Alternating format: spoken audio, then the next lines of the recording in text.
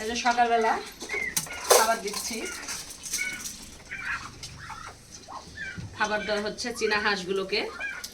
চীনা হাঁসগুলো শখের বশে পালন করতেছি। এখন চিন্তা ভাবনা আছে, যেহেতু ডিম পাড়তেছে, আপনাদেরকে দেখার মজার বিষয় যে এখানে ডিম সকালে এসেই দেখতেছি মোটামুটি 20টা মেয়ে চীনা হাঁস আছে আর 4টার মতন পুরুষ হাঁস আছে।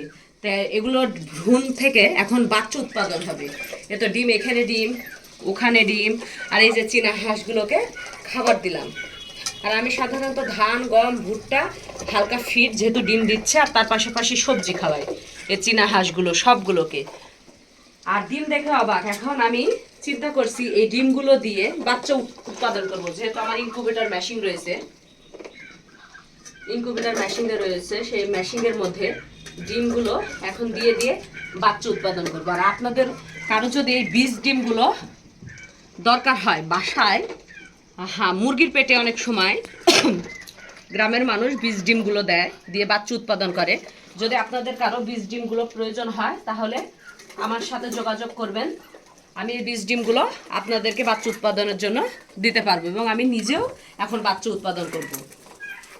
তার পাশাপাশি এই যে চীনা হাঁসগুলো দেখতেছেন, অনেক সুন্দর। আর চীনা হাঁসগুলো পালন করতে এসে আমি যেটা দেখলাম, এরা খাবার খুবই কম খায়, এবং তার পাশাপাশি দেখা যায় সবজি খায়। বাড়িতে যে অবাঞ্ছিত যত খাবারগুলো রয়েছে সবগুলোই খাবার খায়। চীনা হাঁসগুলো পালন করা অনেক সুবিধা। আর বিশেষ করে গরম হোক, ঠান্ডা হোক, শীতকাল হোক, আবহাওয়া খারাপ হোক, এদের অসুখ বিসুখ খুব কম হয়। আর এদের জন্য ফ্যানেরও প্রয়োজন হয় না। যেমনি মুরগি পালন করতে গিয়ে দেখছি অনেক সময় হাঁফায় বা অসুস্থ হয়ে যায়, কিন্তু চীনা হাঁসগুলো গরমে, শীতে, বর্ষাতে কোনো কিছুই হয় না। তার পাশাপাশি এখানে এসে আপনাদেরকে দেখায়, এখানে এসেও অনেকগুলো ডিম পারছে।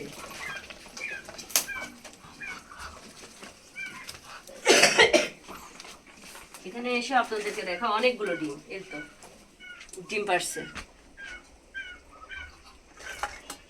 এই ডিমগুলো সব এখন ইনকিউবেটর মেশিনের মাধ্যমে ফুটাবো, বীজ ডিম এগুলা। আর এই ডিমটা অনেক বড়, এখানে 2 কুসুমের ডিম, এখানে 2টা কুসুম রয়েছে এরকম বড় বড় ডিমে। তা আজকে অনেকগুলো ডিম পালাম।